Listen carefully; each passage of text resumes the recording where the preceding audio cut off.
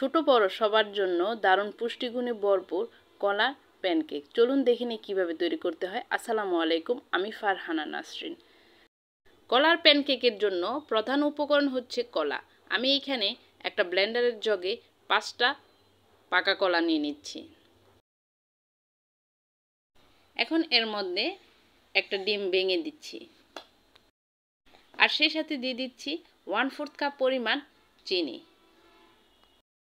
আর দিচ্ছি 1/2 কাপ পরিমাণ লিকুইড দুধ, আর দিচ্ছি 1 চা চামচ পরিমাণ ভ্যানিলা এসেন্স। আপনারা চাইলে এখানে এলাচের গুঁড়াটাও ইউজ করতে পারেন।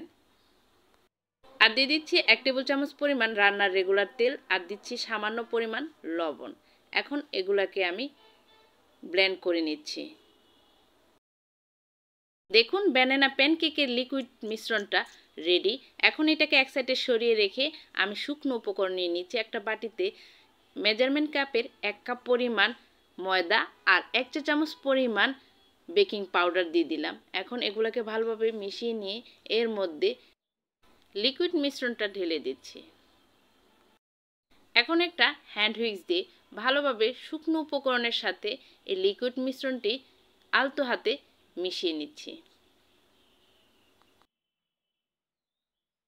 আপনারা যারা নতুন এসেছেন আমার চ্যানেলে, প্লিজ আমার চ্যানেলটি এখনই সাবস্ক্রাইব করে পাশে থাকা বেল আইকনটিতে ক্লিক করে ফেলুন। আর যদি ভিডিওটি ভালো লাগে অবশ্যই ফ্যামিলি ও বন্ধুদের মাঝে শেয়ার করে দিবেন। যারা ফেসবুক পেজ থেকে দেখছেন তাদেরকে জানাই অসংখ্য ধন্যবাদ।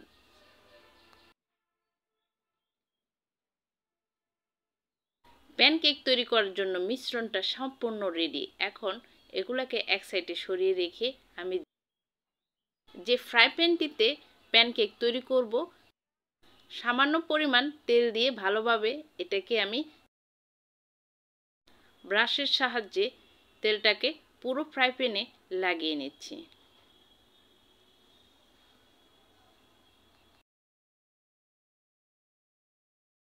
এখন এর মধ্যে অল্প অল্প করে আমি প্যানকেকের ব্যাটার দিয়ে দিচ্ছি।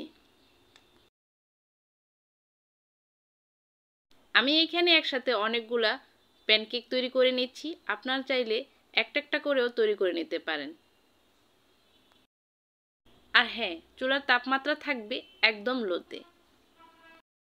ব্যাটার দেওয়ার 20 থেকে 30 সেকেন্ড পরে আমি এভাবে